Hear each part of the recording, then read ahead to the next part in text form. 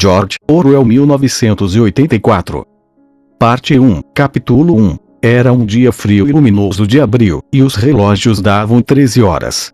Winston Smith, queixo enfiado no peito no esforço de esquivar-se do vento cruel, passou depressa pelas portas de vidro das mansões Victory, mas não tão depressa que evitasse a entrada de uma lufada de poeira arenosa junto com ele. O vestíbulo cheirava a repolho cozido e a velhos capachos de pano trançado.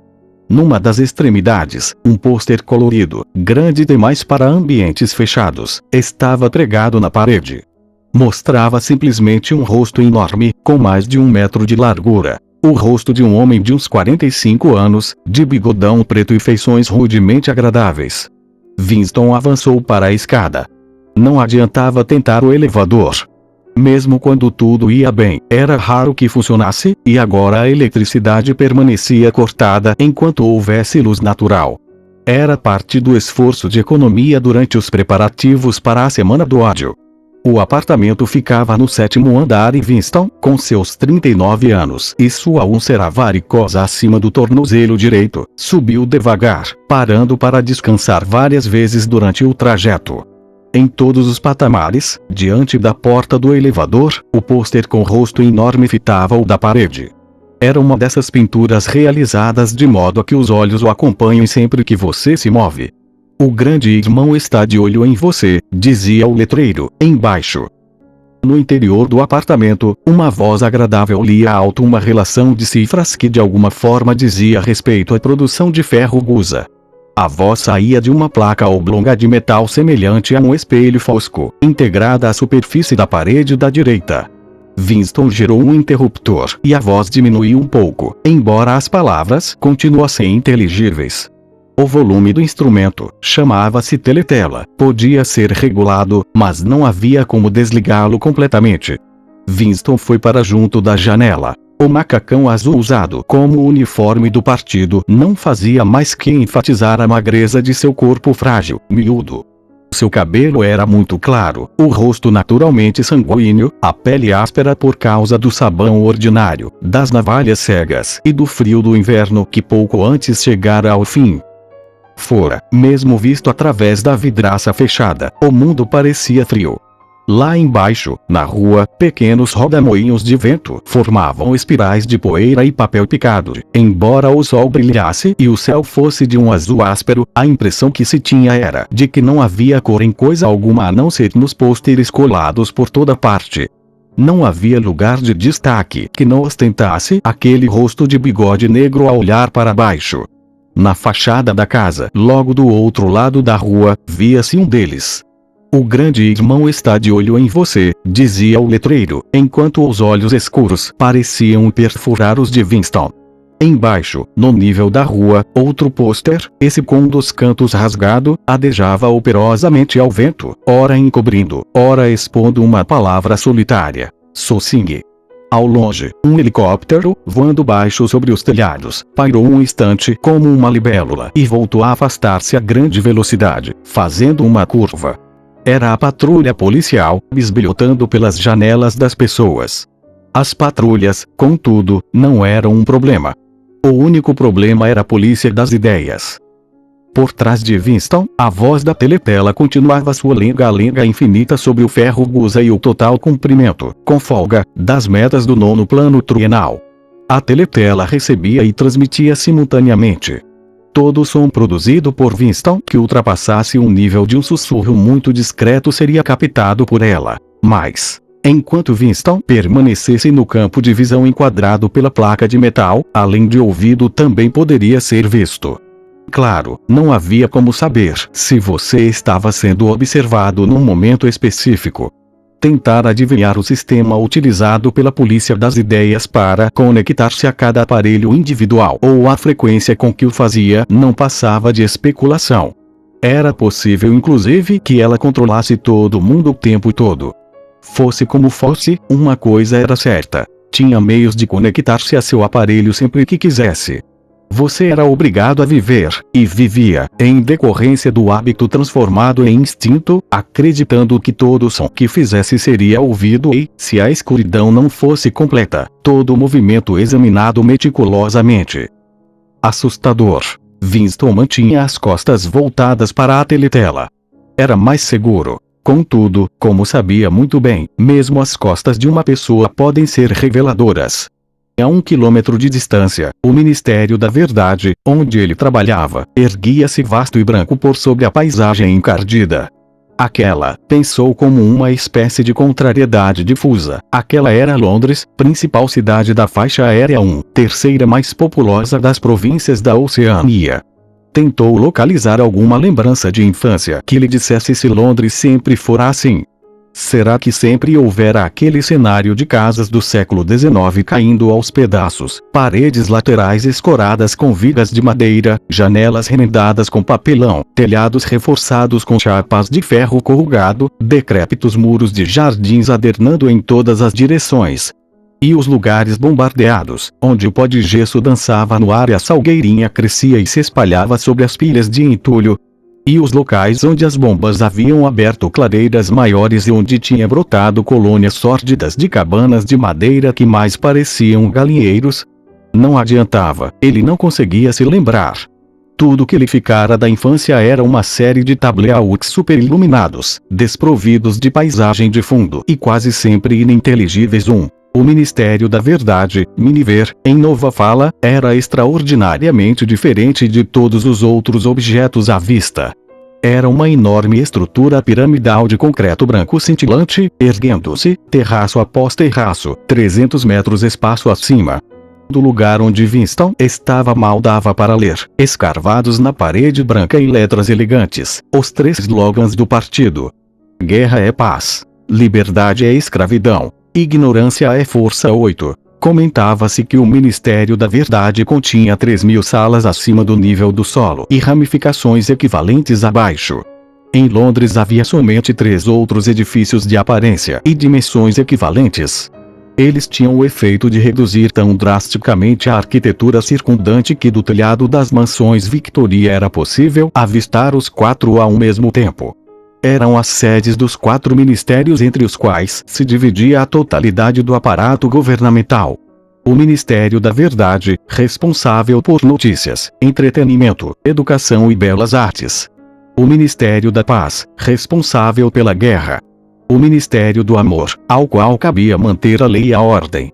E o Ministério da Pujança, responsável pelas questões econômicas. Seus nomes, em Nova Fala: Miniver, Minipaz, Minamor e Minipuja. Desses, o realmente apavorante era o Ministério do Amor. O edifício não tinha nenhuma janela. Winston nunca entrara no Ministério do Amor, nunca chegara nem a meio quilômetro de distância. Era impossível entrar no prédio sem uma justificativa oficial, e mesmo nesses casos só transpondo um labirinto de novelos de arame farpado, portas de aço e ninhos ocultos de metralhadora. Mesmo as ruas que levavam até as barreiras externas eram percorridas por guardas com cara de gorila, vestindo fardas negras e armados de cacetetes articulados. Winston virou-se abruptamente. Compusera a própria fisionomia de modo a ostentar a expressão de tranquilo otimismo que convinha ter no rosto sempre que se encarasse a teletela. Atravessou a sala e entrou na minúscula cozinha. Para poder sair do ministério naquele horário, sacrificara o almoço na cantina. Sabia que o único alimento existente na cozinha era um naco de pão escuro que só seria consumido no café da manhã do dia seguinte. Tirou da prateleira uma garrafa de líquido incolor com uma simples etiqueta branca onde se lia Gin Victory. A bebida exalava um odor oleoso enjoativo semelhante ao da aguardente de arroz dos chineses. Winston serviu-se de pouco menos de uma xícara de chá, preparou-se para o impacto e engoliu o líquido como quem toma uma dose de remédio. No mesmo instante, seu rosto ficou rubro e lágrimas começaram a escorrer-lhe dos olhos. A substância parecia ácido nítrico e ao engoli-la a pessoa tinha a sensação de receber um golpe de cacetete na nuca. Logo em seguida, porém, a ardência no ventre esmoreceu e o mundo começou a parecer mais prazeroso. Tirou um cigarro de um maço amarrotado onde estava escrito Cigarros Victory e imprudentemente segurou-o na vertical, o que fez com que o recheio de tabaco caísse ao chão. Na tentativa seguinte teve mais sorte. Voltou para a sala de estar e sentou-se junto a uma mesinha que ficava à esquerda da teletela. Abriu a gaveta da mesa e tirou um porta-penas, um vidro de tinta e um caderno grosso, formato em quarto, sem nada escrito, de lombada vermelha e capa marmorizada. Por alguma razão, a teletela da sala de estar ocupava uma posição atípica. Em vez de estar instalada, como de hábito, na parede do fundo, de onde podia controlar a sala inteira, ficava na parede mais longa, oposta à janela. Em um de seus lados havia uma reentrância pouco profunda na qual Winston estava agora instalado e que na época da construção dos apartamentos provavelmente se destinava a abrigar uma estante de livros. Sentando-se na reentrância e permanecendo bem ao fundo, Winston conseguia ficar fora do alcance da teletela, pelo menos no que dizia respeito à visão. Podia ser ouvido, claro, mas enquanto se mantivesse naquela posição não podia ser visto. Em parte fora a topografia pouco usual do aposento que lhe dera a ideia de fazer a coisa que estava prestes a fazer. Mas essa coisa também lhe fora sugerida pelo caderno que acabara de tirar da gaveta. Era um caderno singularmente bonito. Seu papel acetinado, cor de creme, um pouco amarelecido pela idade, era de um tipo que já não se fabricava havia pelo menos 40 anos. Dava para imaginar, porém, que o caderno era muito mais velho do que isso. Vira-o exposto na vitrine de uma lojinha de badulaques desmazelada de um setor miserável da cidade. Qual setor, exatamente, já não se recordava, e fora no mesmo instante tomado pelo desejo avassalador de possuí-lo. Supunha-se que os membros do partido não frequentassem estabelecimentos comerciais comuns, dedicados ao livre comércio, diziam, mas a regra não era obedecida com rigor porque havia diversas coisas, por exemplo cadarço de sapato e lâmina de barbear, impossíveis de serem obtidas de outra forma. Depois de olhar rapidamente para os dois lados da rua, Winston se enfiara na loja e comprara o caderno por $2,50. Na ocasião, não tinha consciência de querê-lo para alguma coisa específica. Cheio de culpa, levara-o para casa dentro da pasta. Mesmo sem nada escrito nele, aquele era um bem comprometedor. A coisa que estava prestes a fazer era começar um diário. Não que isso fosse ilegal, nada era ilegal, visto que já não existiam leis, mas se o fato fosse descoberto era praticamente certo que o punissem com a morte ou com pelo menos 25 anos de prisão em algum campo de trabalhos forçados. Winston encaixou uma pena no porta-penas e chupou-a para remover a graxa. A pena era um instrumento arcaico, pouco usado inclusive para assinaturas, e ele obtivera aquela, furtivamente e com alguma dificuldade, só por ter sentido que o belo papel creme merecia que escrevessem nele com uma pena de verdade, em vez de ser rabiscado com lápis tinta. Na verdade, Winston não estava habituado a escrever à mão. Exceto no caso de um ou outro bilhete muito curto, o hábito era ditar tudo ao ditógrafo, o que, evidentemente, não se aplicava à circunstância presente. Mergulhou a caneta na tinta e vacilou por um segundo. Suas entranhas foram percorridas por um estremecimento. Marcar o papel era o ato decisivo. Em letras miúdas, desajeitadas, escreveu: 4 de abril de 1984. Recostou-se na cadeira. Estava possuído por uma sensação de absoluto desamparo. Para começar, não sabia com certeza se estava mesmo em 1984. Devia ser por aí, visto que estava seguro de ter 39 anos e acreditava ter nascido em 1944 ou 1945. Mas nos tempos que corriam era impossível precisar uma data sem uma margem de erro de 1 ou 2 anos. Para quem, ocorreu-lhe perguntar se de repente, estava escrevendo aquele diário. Para o futuro, para os não nascidos. Sua mente deu voltas por um momento em torno da data duvidosa na página, depois, com um solavanco, colidiu com um termo em nova fala. Duplo pensamento. Pela primeira vez deu-se conta da dimensão de seu projeto. Como fazer para comunicar-se com o futuro? Era algo impossível por natureza. Ou bem o futuro seria semelhante ao presente e não daria ouvidos ao que ele queria lhe dizer, ou bem seria diferente e sua iniciativa não faria sentido. Ficou sentado por algum tempo contemplando estupidamente o papel. A teletela passara a transmitir uma música militar estridente. Estranho, parecia não apenas ter perdido a capacidade de se expressar, como inclusive ter esquecido o que originalmente pretendia dizer. Durante semanas se preparara para aquele momento e jamais lhe passara pela cabeça que pudesse ter necessidade de alguma outra coisa que não coragem. Escrever, em si, seria fácil. Bastava transferir para o papel o monólogo infinito e incansável que ocupava o interior de sua cabeça havia anos, literalmente. Naquele momento, porém, mesmo o monólogo estancara. Para rematar, sua úlcera varicosa começara a comichar, uma coisa torturante. Não ousava coçar-se, porque sempre que fazia isso a úlcera inflamava. Os segundos se sucediam. Só estava consciente da página vazia diante dele, da comichão na pele acima do tornozelo, do clangor da música e de uma leve tontura provocada pelo gin. De repente começou a escrever de puro pânico, percebendo apenas de modo impreciso o que ia anotando. Sua letra miúda e infantil se espalhava pela página em linhas incertas, abandonando primeiro as maiúsculas, depois até mesmo os pontos finais. 4 de abril de 1984. Ontem à noite cineminha. Só filme de guerra.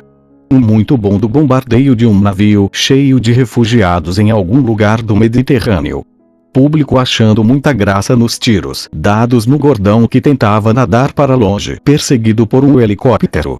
Primeiro ele aparecia chafurdando na água como um golfinho, depois já estava todo esburacado e o mar em volta ficou rosa e ele afundou tão de repente que parecia que a água tinha entrado pelos buracos. Público urrando de tanto rir quando ele afundou. Depois aparecia um bote salva-vidas cheio de crianças com um helicóptero pairando logo acima. Tinha uma mulher de meia idade, talvez uma judia, sentada na proa com um garoto de uns 3 anos no colo. Garoto chorando de medo e escondendo a cabeça entre os seios dela como se tentasse se enterrar nela, e a mulher envolvendo o garoto com os braços e tentando acalmá-lo, só que ela mesma estava morta de medo, e o tempo todo cobria o garoto o máximo possível, como se achasse que seus braços iam conseguir protegê-lo das balas. Aí o helicóptero largou uma bomba de 20 quilos bem no meio deles, clarão terrível, e o bote virou um monte de gravetos. Depois uma tomada sensacional de um braço de criança subindo pelo ar. Um helicóptero com uma câmera no nariz deve ter acompanhado o braço subindo, e muita gente aplaudiu nos assentos do partido. Mas uma mulher sentada no meio dos proletas de repente começou a criar caso e a gritar que eles não tinham nada que mostrar, aquilo não na frente das crianças, não deviam, não era direito, não na frente das crianças, não era, até que a polícia botou pra fora. Acho que não aconteceu nada com ela, ninguém dá a mínima para o que os proletas falam, típica reação de proleta. Eles nunca. Winston parou de escrever, em parte porque estava com cãibra. Não sabia o que o levara a derramar aquela torrente de idiotices. Mas o estranho era que enquanto ele fazia aquilo, uma lembrança completamente diferente se definira em sua mente, a tal ponto que quase decidira registrá-la. Fora por causa desse outro incidente. Percebi agora que tomará a decisão repentina de ir para casa e começar o diário. Acontecera naquela manhã no ministério, se é que se podia dizer que algo assim tão nebuloso pudesse ser chamado de acontecimento.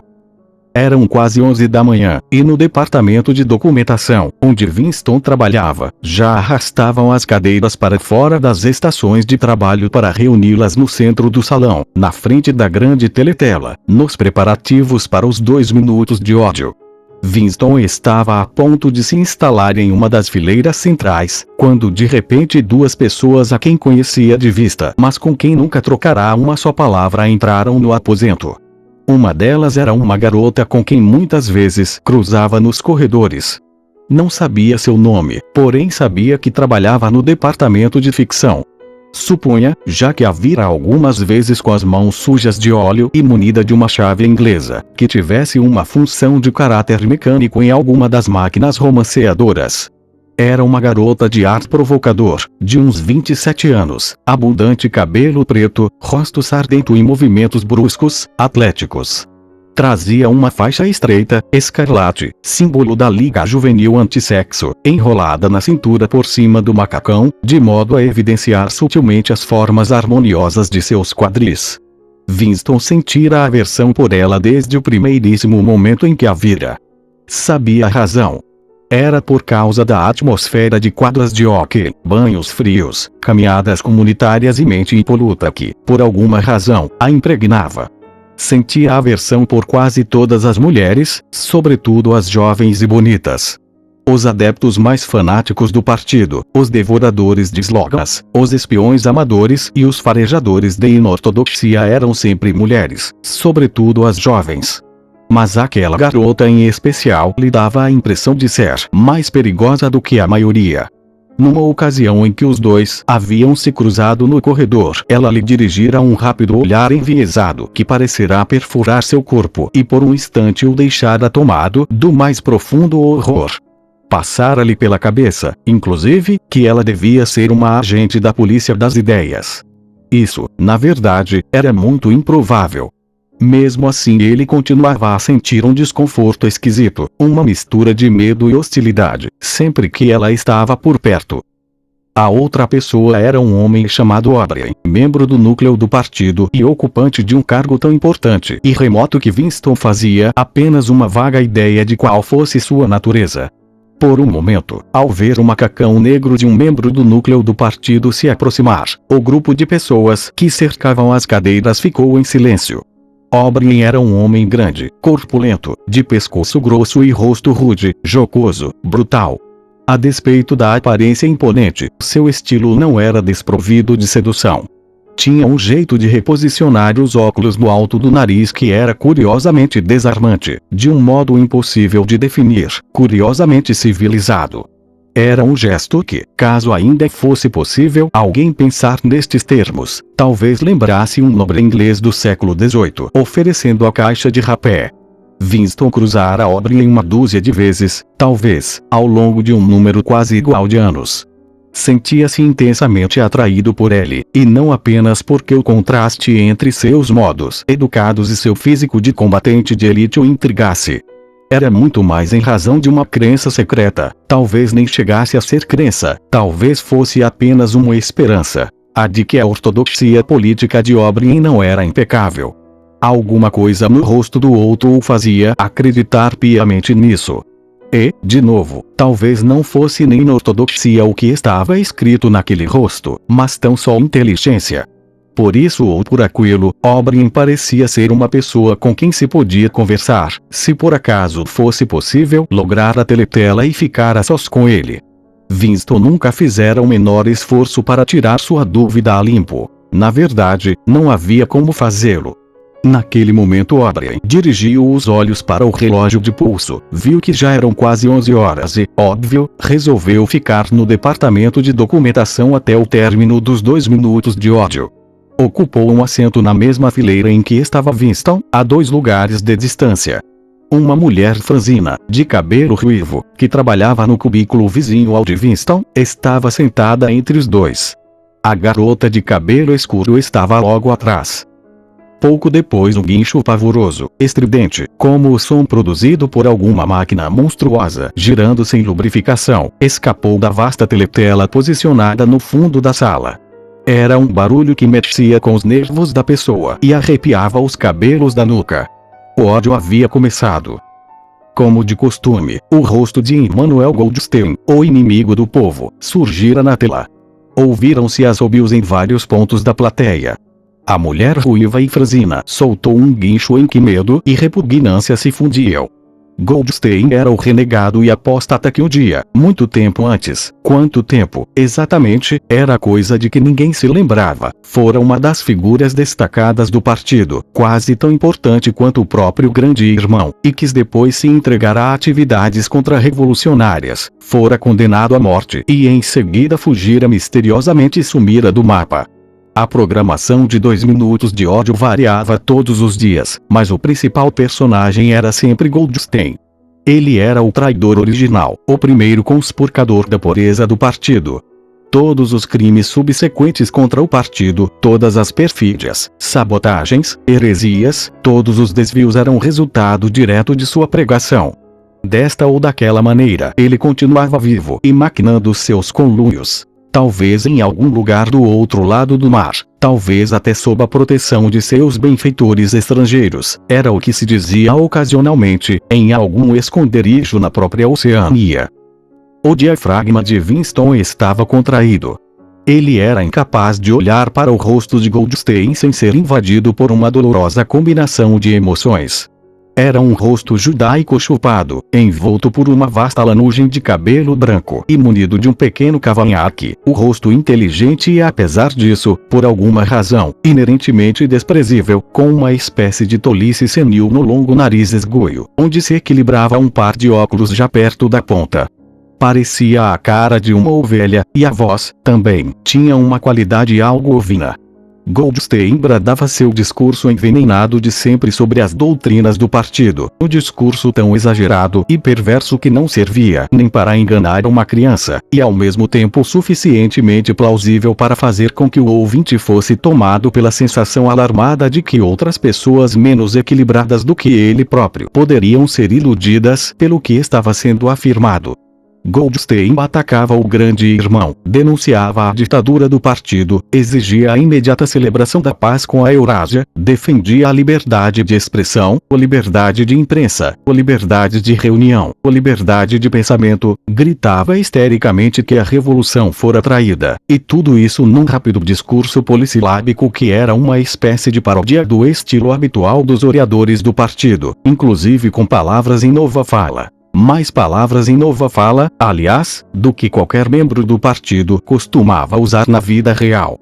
E o tempo todo, para que ninguém alimentasse uma dúvida sequer sobre a realidade encoberta pela lenga-lenga especiosa de Goldstein, por trás de sua cabeça, na teletela, desfilavam as colunas intermináveis do exército eurasiano, fileira após fileira de homens de aspecto sólido e fisionomias asiáticas desprovidas de expressão, que emergiam na superfície da tela e desapareciam, para ser substituídos por outros exatamente iguais. O rumor abafado e ritmado das botas dos soldados formava o panos de fundo para a voz de trombone de Goldstein. Não fazia nem meio minuto que o ódio havia começado e metade das pessoas presentes no salão já começara a emitir exclamações incontroláveis de fúria.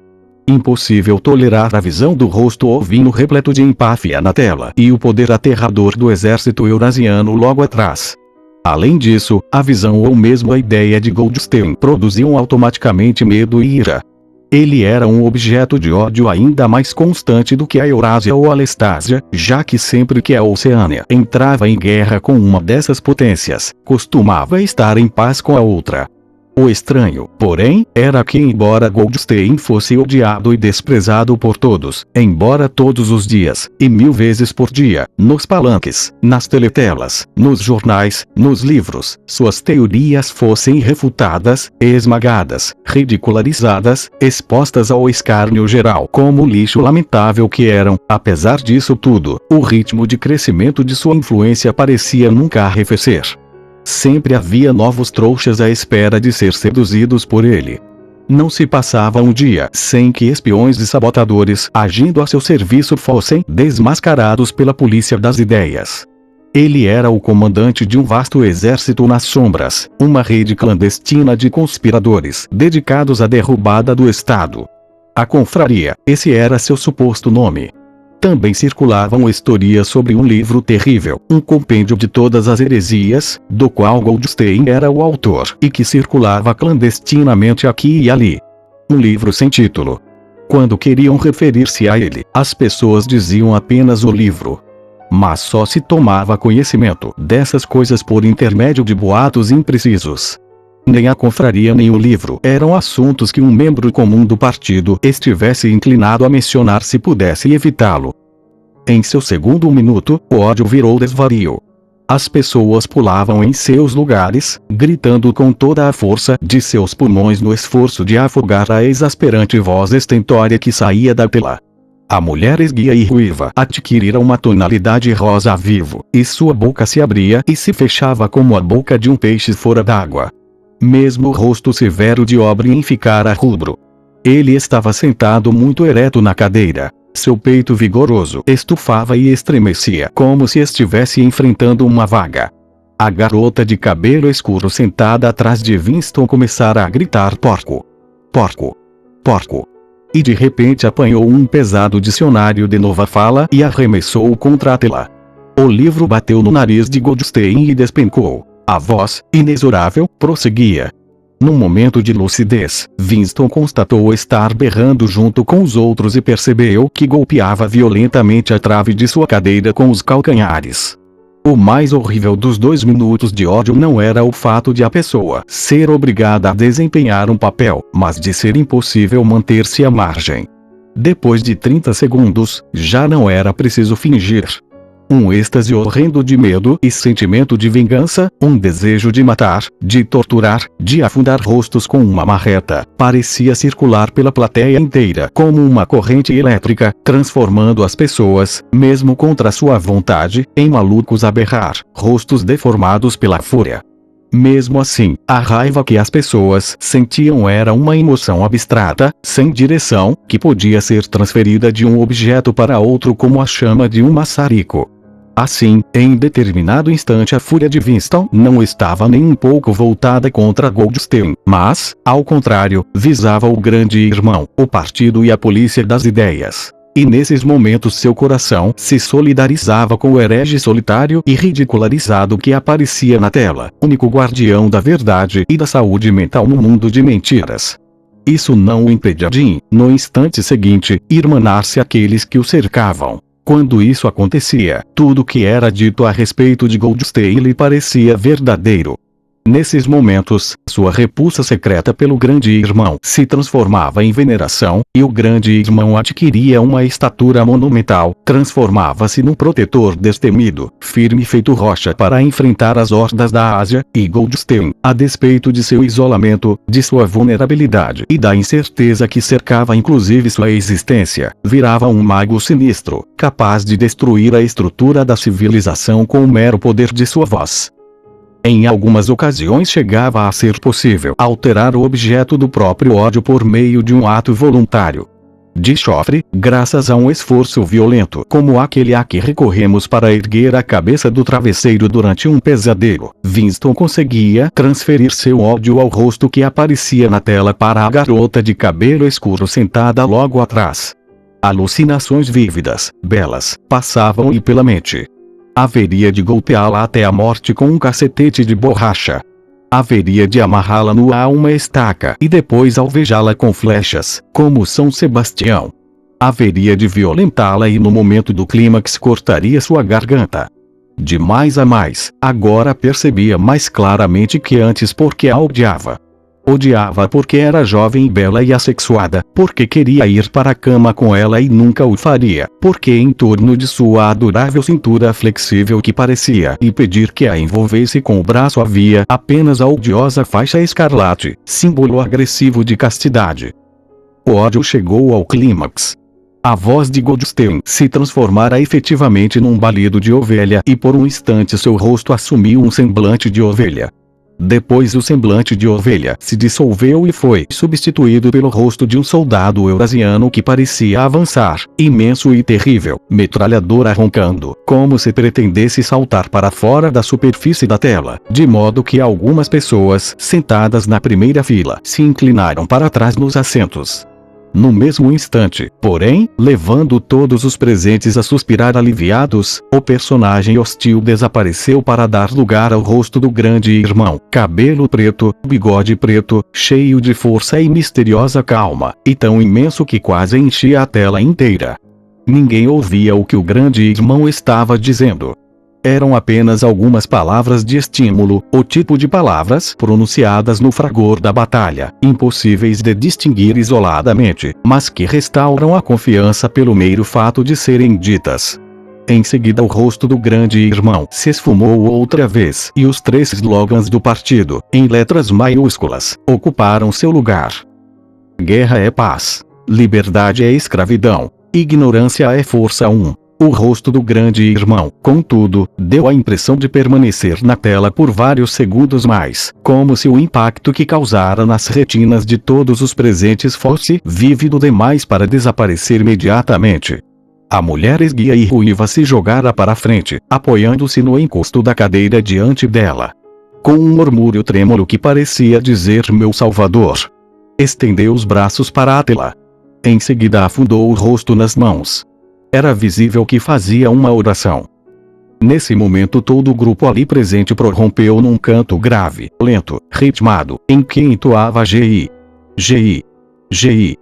Uma e outra vez, muito devagar, com uma longa pausa entre o G e o I, um som grave, em surdina, às vezes curiosamente feroz, em cujo segundo plano parecia ouvir-se o ruído de pés descalços golpeando o chão e o latejar de tantas. Aquilo continuou por uns 30 segundos. Tratava-se de um refrão ouvido com frequência em momentos de emoção avassaladora. Em parte era uma espécie de hino à sabedoria e à majestade do grande irmão, mas antes de mais nada era um ato de auto-hipnose, um embotamento voluntário da consciência por intermédio de um ruído rítmico. Winston teve a sensação de gelar por dentro. Durante os 2 minutos de ódio ele não conseguia deixar de se integrar ao delírio coletivo, porém aquela entonação subhumana de Gi, Gi, sempre o deixava horrorizado. Claro que cantava com os outros. Impossível não fazê-lo. Dissimular os próprios sentimentos, manter a expressão do rosto sob controle, fazer o que os outros fazem. Tudo reações instintivas. Mas houve um espaço de uns 2 segundos durante o qual a expressão de seus olhos talvez o tivesse traído. E foi exatamente nesse instante que a coisa significativa aconteceu, se é que de fato aconteceu. Por um instante seus olhos se encontraram com os de O'Brien. O'Brien se erguera de seu assento. Tirara os óculos e estava recolocando-os no nariz naquele seu gesto característico. Mas houve uma fração de segundo em que os olhos dos dois se encontraram, e enquanto isso acontecia Winston compreendeu, sim, compreendeu, que O'Brien pensava o mesmo que ele. Uma mensagem inequívoca fora transmitida. Era como se as duas mentes, de Winston e O'Brien, tivessem se aberto e os pensamentos fluído de um para o outro através dos olhos. Estou com você, O'Brien parecia estar dizendo. Sei exatamente o que está sentindo. Sei tudo sobre seu desprezo, seu ódio, seu asco. Mas não se preocupe, estou com você. Em seguida o clarão de entendimento se dissipou e o rosto de O'Brien voltou a ser tão impenetrável quanto os de todos os outros. Isso fora tudo, e ele já não estava seguro quanto ao que acontecera. Incidentes como aquele nunca tinham sequelas. Eles só serviam para manter viva, nele, a fé, ou a esperança, de que outros além dele fossem inimigos do partido. Talvez, afinal, os boatos sobre a existência de vastas conspirações clandestinas fossem verdadeiros, talvez a confraria realmente existisse. Era impossível, apesar da infinidade de prisões e confissões e execuções, ter certeza de que a confraria não passava de invenção. Havia dias em que ele acreditava em sua existência, outros em que não acreditava. Nada confirmava o fato, além de vislumbres passageiros, que talvez significassem alguma coisa, talvez não significassem nada. Fragmentos de conversa ouvidos de forma difusa, rabiscos pouco legíveis nas paredes dos lavatórios, uma vez, inclusive, ao presenciar o encontro de 2 estranhos, um mínimo movimento de mãos que lhe parecerá um sinal de reconhecimento. Tudo não passava de hipótese. Muito provavelmente imaginara aquilo. Voltara para sua estação de trabalho sem tornar a olhar para O'Brien. A ideia de levar adiante aquele contato passageiro nem lhe passara pela cabeça. Teria sido perigoso ao extremo, mesmo que soubesse como agir para fazê-lo. Por 1 segundo, 2 segundos, ele e O'Brien haviam trocado um olhar equívoco, e ponto final. Mas mesmo isso era um acontecimento memorável na solidão cerrada em que eram obrigados a viver. Winston saiu de seu torpor e endireitou o corpo na cadeira. Soltou um arroto. O gin em seu estômago começava a subir. Seus olhos voltaram a fitar a página. Constatou que durante o tempo em que ficara ali sentado sentindo-se desamparado continuara a escrever, como numa ação automática. E já não era a letra retraída e desajeitada de antes. A pena deslizara voluptuosamente pelo papel macio, grafando em letras de forma graúdas e nítidas. Abaixo grande irmão, abaixo grande irmão, abaixo grande irmão, abaixo grande irmão, abaixo grande irmão, às vezes sem fim, enchendo metade de uma página. Não conseguiu evitar uma fisgada de pânico.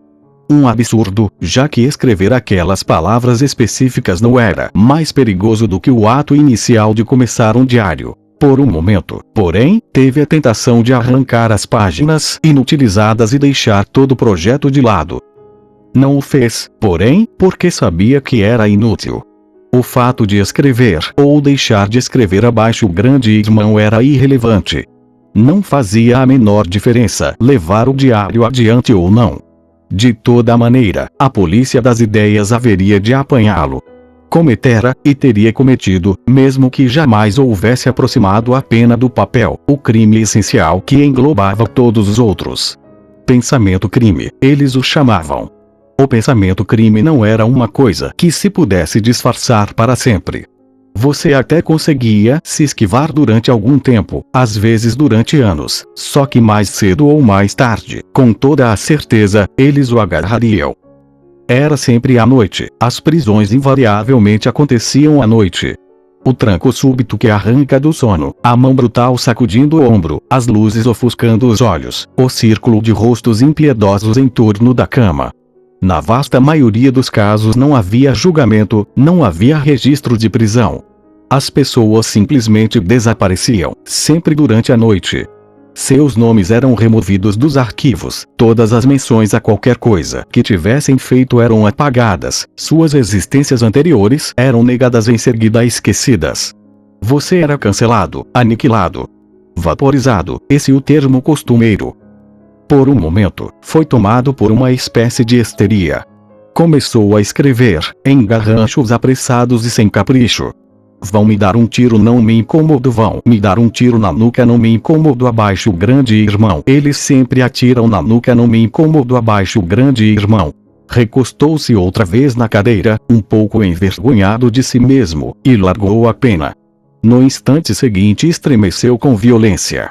Alguém batia à porta. Já. Ficou ali sentado, imóvel feito um rato, na esperança inútil de que a pessoa junto à porta fosse embora depois da primeira tentativa. Mas não, bateram outra vez. O pior de tudo seria protelar. Seu coração batia como um tambor, porém seu rosto provavelmente estava desprovido de expressão, resultado de um longo hábito. Ergueu-se e se aproximou da porta arrastando os pés. Fim do capítulo. Muito obrigado por ler. Deixem o like e se inscrevam para acompanhar os outros capítulos.